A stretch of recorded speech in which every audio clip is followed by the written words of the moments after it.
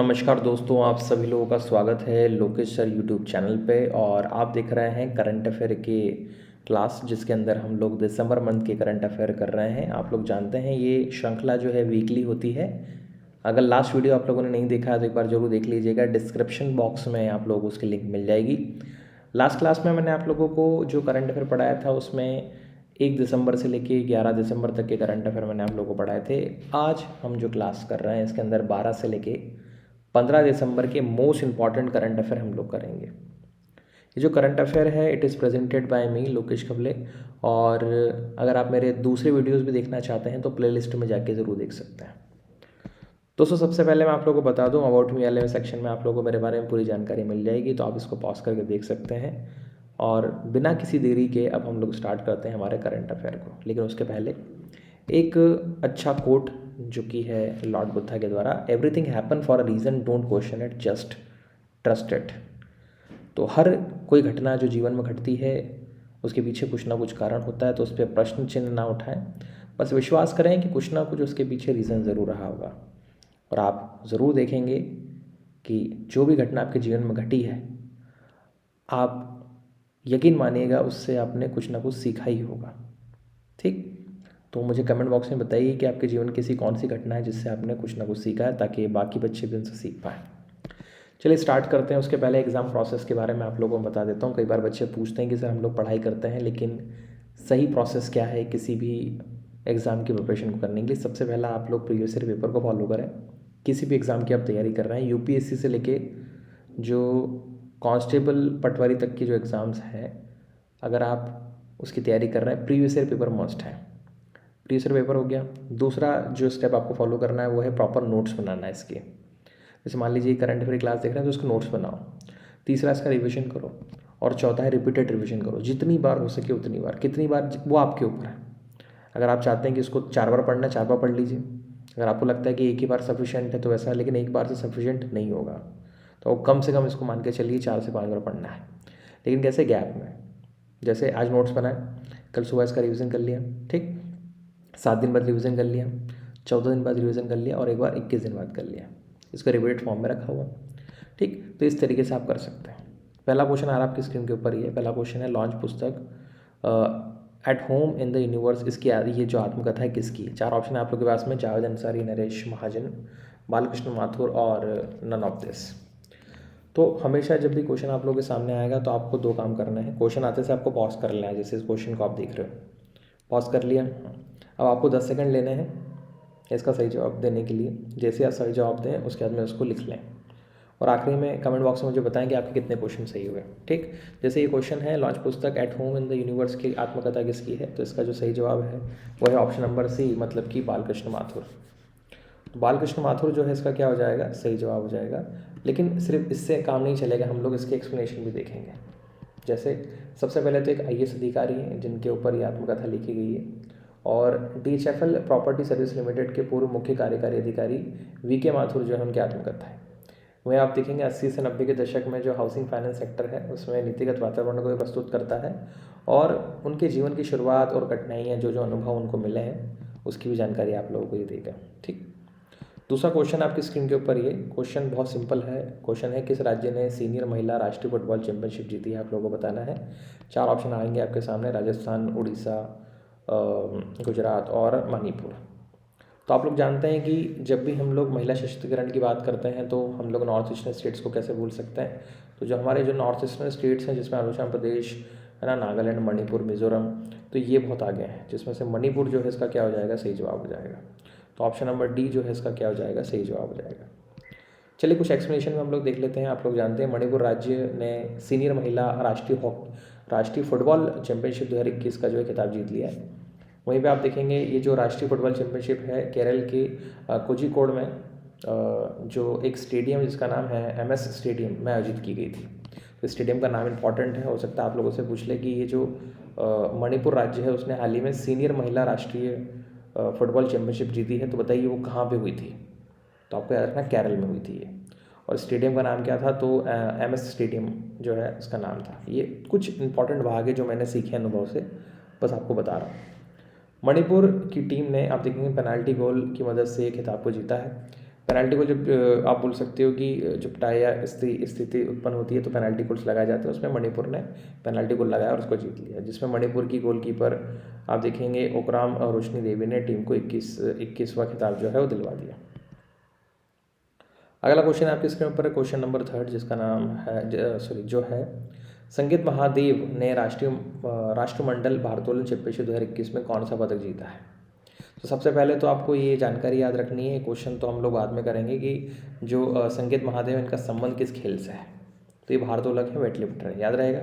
Comment box में मुझे लोग बताएंगे कि कॉमनवेल्थ जो है इसकी शुरुआत कब हुई है और भारत जो है इसका सदस्य कब बना। कमेंट बॉक्स में मुझे आप लोगों के जवाब चाहिए। जो बच्चा जल्दी जवाब देगा मैं उसको लाइक भी करूँगा और उसके ऊपर रिप्लाई भी करूँगा, ठीक। चलिए, और नेक्स्ट क्लास में उसका नाम जरूर अनाउंस करूँगा। शुरुआती 5 बच्चों के नाम अनाउंस करूँगा मैं, ठीक है। तो फटाफट चालू हो जाओ, जिनके शुरुआत में मिलेंगे उन्हीं का नाम मैं अनाउंस करूँगा, शुरुआती 5 बच्चों के। कॉमनवेल्थ जो है उसकी शुरुआत कभी भारत इसका सदस्य कब बना है, कुछ लोग समझ गए होंगे। चलिए, तो सांकेत महादेव जो कि भारोत्तोलक है, इन्होंने कांस्य, स्वर्ण और रजत और इनमें से कोई नहीं, आपको बताना है कौन सा इसका सही जवाब है। तो जैसे कि आप लोग जानते ही हैं, क्वेश्चन इंपॉर्टेंट है, ऑप्शन नंबर बी स्वर्ण पदक जो है उन्होंने जीता है। तो वैसे कुछ इसमें ज़्यादा इंपॉर्टेंट है नहीं, आपको याद रखना है कि पुरुष वर्ग में 55 किलो वर्ग में ये खेले हैं और इसी के साथ साथ उन्होंने बर्मिंघम में होने वाले राष्ट्रमंडल खेलों 2022 के लिए भी खुद को क्वालिफाई कर लिया है। तो ये थोड़ा सा इंपॉर्टेंट है, बाकी मेरे हिसाब से इतना इंपॉर्टेंट नहीं है। नाम व्यक्ति किस क्षेत्र से है और क्या उसने जीता है, याद रखना है आपको। अगला जो क्वेश्चन है वह ये है कि सीरम इंस्टीट्यूट ऑफ इंडिया कार्यकारी निदेशक किसको बना दिया गया जिनका हाल ही में निधन हो गया, आपको बताना है। तो 4 ऑप्शन आप लोगों के पास में, डॉक्टर सुरेश यादव, गोविंद ससरवाल, उसके बाद तरुण नागपाल और इनमें से कोई नहीं। तो वैसे तो इसका सही जवाब जो है वह है ऑप्शन नंबर ए। अभी हाल ही में आप लोगों को पता होगा कि सीरम इंस्टीट्यूट जो है ऑफ इंडिया बहुत ज़्यादा चर्चित भी था और कोविड-19 वैक्सीन जो है उसके लिए ज़्यादा मशहूर था ये। तो मेरे हिसाब से क्वेश्चन जो है वो आ सकता है। आप देखेंगे जो सीरम इंस्टीट्यूट ऑफ इंडिया उसके कार्यकारी निदेशक थे डॉक्टर सुरेश यादव, उनका निधन हो गया। और डॉक्टर सुरेश यादव का आप देखेंगे कोविशील्ड वैक्सीन के विकास के लिए जो है अहम योगदान था। आप में से बहुत सारे जो मेरे कैंडिडेट्स हैं, मेरे जो स्टूडेंट्स हैं, उन्हें कोवैक्सीन भी लगा हुआ है और कोविशील्ड भी लगा हुआ है, तो दोनों ही भाग हैं। तो कोविशील्ड के वैक्सीन के विकास के लिए इनमें अहम योगदान माना जाता है। उन्होंने अपने करियर की शुरुआत में आप देखेंगे CSIR की रिसर्च फेलोशिप से की थी, वहीं पे 2004 से लेकर 2008 तक वो विकासशील देशों के वैक्सीन मैन्युफैक्चरर्स नेटवर्क के अध्यक्ष भी रह चुके हैं। तो महत्वपूर्ण व्यक्ति है। कोविड-19 जो है चल ही रहा है, तो आप लोगों को मेरे हिसाब से क्वेश्चन देखने को मिलेगा। आज का जो इम्पोर्टेंट क्वेश्चन है, मैं मोस्ट इम्पॉर्टेंट कहूँगा इसको आप लोग मार्क कर लीजिए। क्वेश्चन नंबर 5, मैं पहले आपको क्वेश्चन बता देता हूँ क्या है। स्पेसएक्स के पहले भारतीय मूल के जो फ्लाइट सर्जन हैं उनका नाम बताना आपको कौन है। तो अनिल मेनन, तरुण बजाज, उसके बाद में दिनेश नारायण और इनमें से कोई नहीं। मैंने आपको पहले ही बता दिया है, बहुत इंपॉर्टेंट है। मेरे हिसाब से आप लोगों को ये एक एग्ज़ाम में देखने को मिलेगा और जब भी बच्चे एग्ज़ाम देंगे तो मुझे कमेंट बॉक्स में आके ज़रूर बताएंगे कि आपने जो पढ़ाया था उससे प्रश्न आया कि नहीं आया। मेरे हिसाब से इसको आप मोस्ट इंपॉर्टेंट कर लीजिएगा, ठीक है। क्या कर लेंगे, मोस्ट इंपॉर्टेंट क्वेश्चन। चलिए, तो ऑप्शन नंबर ए जो है इसका क्या हो जाएगा, सही जवाब हो जाएगा। अनिल मेनन जो है इनको स्पेसएक्स के पहले भारतीय मूल के फ्लाइट सर्जन के रूप में नियुक्त कर दिया है। कुछ और अतिरिक्त जानकारियां हैं, देखिए नासा 50 से अधिक वर्षों से चंद्रमा पर पहले मानव मिशन की योजना पर कार्य कर रहा था। आपको पता है मॉम मिशन भी इन्होंने किए हैं। मेनन अमेरिकी वायुसेना में आप देखेंगे लेफ्टिनेंट कर्नल हैं, जो कि स्पेसएक्स के पहले आप देखेंगे फ्लाइट सर्जन। 1999 में आप देखेंगे कैम्ब्रिज जो यूनिवर्सिटी है उससे न्यूरोलॉजी में इन्होंने क्या की है, स्नातक मतलब ग्रेजुएशन की डिग्री प्राप्त की है। इंपॉर्टेंट व्यक्ति है, नाम याद रखना है, किस लिए है, किस क्षेत्र से है वो भी याद रखना है। क्वेश्चन नंबर 6 है, ऊर्जा मंत्रालय ने ऊर्जा संरक्षण सप्ताह कब मनाया है, आपको बताना है। तो ये ऐसे क्वेश्चन अमूमन जो है वो पूछे जाते हैं और स्टेट बेसिस में तो बहुत इंपॉर्टेंट होते हैं। तो 4 ऑप्शन है इसके अंदर, 2 से 9 दिसंबर, 8 से 14 दिसंबर, 4 से 11 दिसंबर, या इनमें से कोई नहीं। वैसे तो इनमें से कोई नहीं को बहुत कम प्रोबेबिलिटी रखें आप या प्रायिकता दें। आप लोगों को इन तीनों में ही करना है पूरा का पूरा गेम, जो भी करना है, जैसे 2 से 9, 8 से 14, 4 से 11।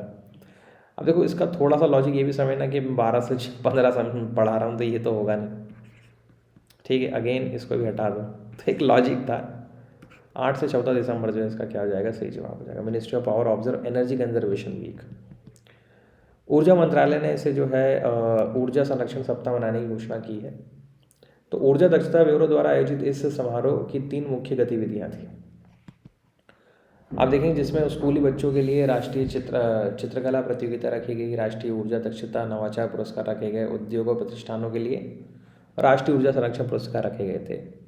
क्या उद्देश्य है इसका, मैं आपको बता दूं, मेरा थीम क्या है इसकी याद रखना। ऊर्जा कुशल भारत और आज़ादी का अमृत महोत्सव स्वच्छ ग्रह, ये रखी गई थी।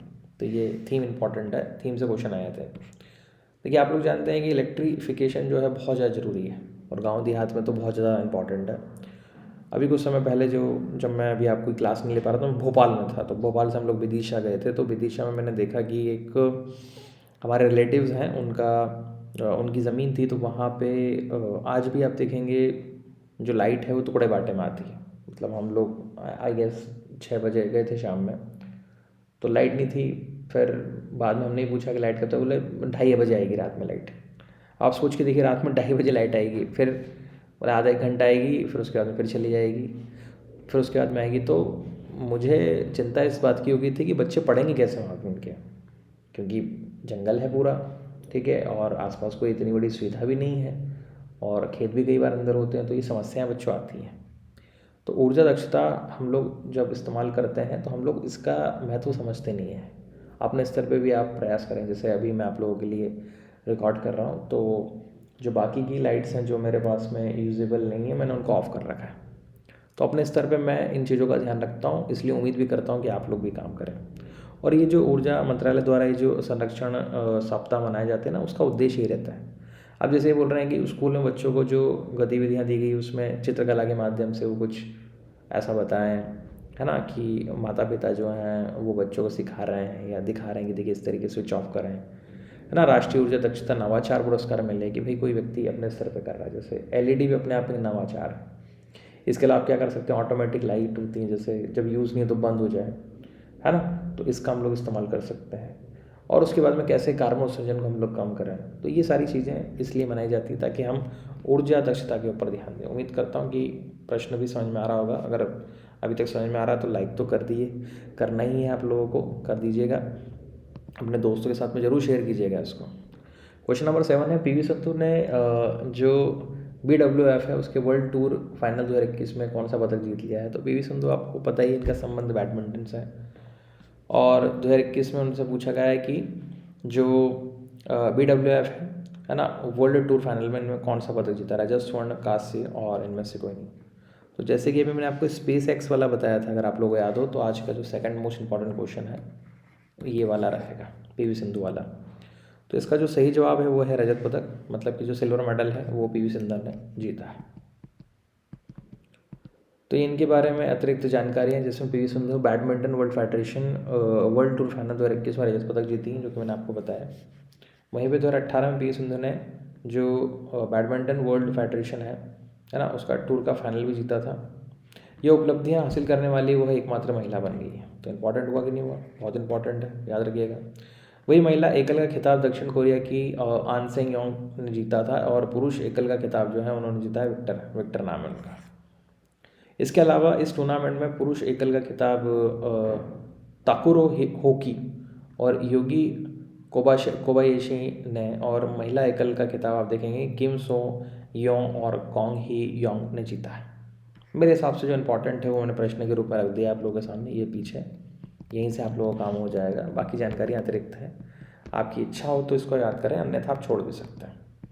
क्वेश्चन नंबर 8 है, किस मंत्रालय ने भाषा संगम नाम से एक नया मोबाइल एप्लीकेशन लॉन्च किया है। बहुत इंटरेस्टिंग क्वेश्चन है, मैं आप लोगों को बताता हूँ, पहले आप इसका जवाब देंगे, पॉज करके आपको जवाब देना है। 4 ऑप्शन है आप लोगों के पास में। ऑप्शन नंबर 1 है वित्त मंत्रालय, खेल मंत्रालय, शिक्षा मंत्रालय या फिर नन ऑफ दिस। अब देखिए भाषा जो है उसका संबंध वित्त से तो हो नहीं सकता, उसको हटा दो, ठीक है, इनमें से कोई नहीं लगाना, नहीं बचा कहाँ पर हम लोग, खेल और शिक्षा में बस। तो आप देखेंगे भाषा का संबंध शिक्षा मंत्रालय, इसका सही जवाब हो जाएगा। देखिए तो केंद्रीय शिक्षा मंत्री डॉक्टर सुभाष सरकार ने आप देखेंगे भाषा संगम नाम से एक मोबाइल एप्लीकेशन लॉन्च किया है। एप्लीकेशन 100+ वाक्य से लेस है, जिसमें विभिन्न भाषाओं को देखेंगे डिजाइन किया गया, जो कि कुल 22 भाषाओं की बातचीत सीखने, है ना, और खुद का परीक्षण करने और ऑनलाइन प्रमाण पत्र बनाने में भी अनुमति देगा। आपको इस एप्लीकेशन को लॉन्च करने का मुख्य उद्देश्य है कि भारत के विभिन्न राज्यों को भाषाओं को सीखने की संस्कृति के प्रति लोगों को करीब लाएं। ये अलग अलग भाषा के लोग साथ में मिलकर काम करें।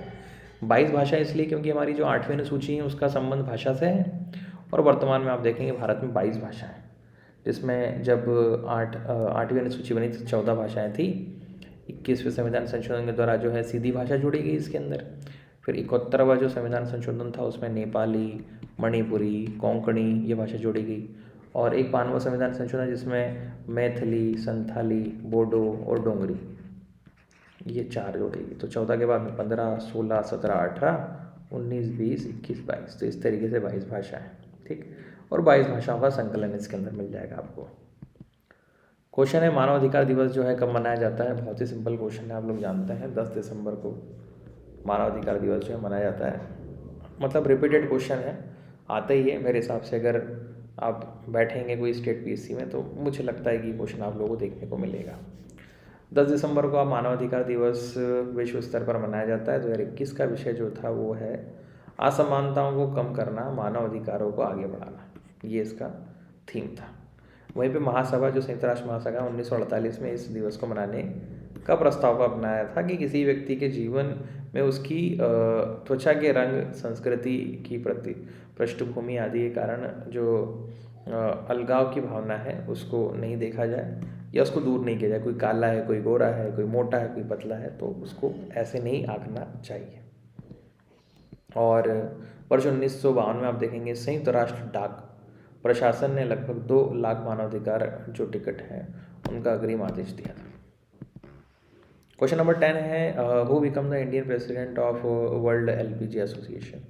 तो 4 ऑप्शन है आप लोगों के पास में, मुकेश विराज, श्रीकांत माधव वैद, विनोद देसाई या फिर एमएससी कोनी। तो इसका जो सही जवाब है वो है ऑप्शन नंबर बी, मतलब कि श्रीकांत माधव वैद। तो आप देखेंगे विश्व एलपीजी एसोसिएशन के भारतीय अध्यक्ष के रूप में जो है श्रीकांत माधव वैद जो है उनको चुना गया है, जो कि विश्व एलपीजी एसोसिएशन के पूर्व भारतीय अध्यक्ष संजीव सिंह की जगह ले लेंगे। 30 जून को ये सेवानिवृत्त हो गए और उसके बाद में इनकी जगह। इसके पहले वैद आप देखेंगे IOC बोर्ड रिफाइनरी के निर्देशक थे, और इसके अलावा यह चेन्नई पेट्रोलियम कॉरपोरेशन लिमिटेड और टर्मिनल सेवा प्रदान करने वाली इंजन ऑयल टेकिंग लिमिटेड के अध्यक्ष भी रह चुके हैं। तो ये सारे के सारे प्रश्न थे, उम्मीद है आप लोगों को पसंद आए होंगे। और 12 से लेके अब 15 दिसंबर तक के करंट अफेयर आप लोगों के पास में अवेलेबल हो गए हैं। वीडियो थोड़ा सा बड़ा हो गया, लेकिन मैं मानता हूँ अच्छी चीज़ों को पढ़ने का समय तो लगता ही, तो वीडियो पूरा ज़रूर देखिए आप, बिल्कुल भी स्किप मत कीजिए, क्योंकि ये चीज़ें आप लोगों के काम में आएंगी, ठीक। उसके बाद में अगर आप नए कोर्सेज़ के बारे में जानकारी प्राप्त करना चाहते हैं तो आपको मैं बता देता हूँ, NCERT ज्योग्राफी की समरी जो है वो उसकी क्लास चल रही है। रोज़ सुबह 9 बजे जो है इसका मैं प्रीमियर करता हूँ। तो अगर आप प्रीमियर देखें, प्रीमियर का मतलब ये होता है कि रिकॉर्डेड रहता है लेकिन वो एक लाइव फॉर्म में चलता है। तो रोज़ सुबह 9 बजे आप लोगों को मिल जाएंगी, जिसमें मैं the earth into the solar system जो है उसके वीडियोस आप लोगों के लिए अपलोड कर रहा हूँ, तो उसको जाके ज़रूर देख लीजिएगा। प्लेलिस्ट में भी अवेलेबल हो जाएगा आप लोगों के लिए। तो बहुत बहुत धन्यवाद। अगर आप लोगों को ये वीडियो पसंद आया है तो अपने दोस्तों के साथ में इसको लाइक, शेयर और कमेंट करना है। हमारे टेलीग्राम चैनल को आप लोग ज्वाइन कर लें, लोकेशन नोट्स के नाम से आप लोगों को मिल जाएगा। इसके PDF नोट्स आप लोगों को वहीं पर मिल जाएंगे।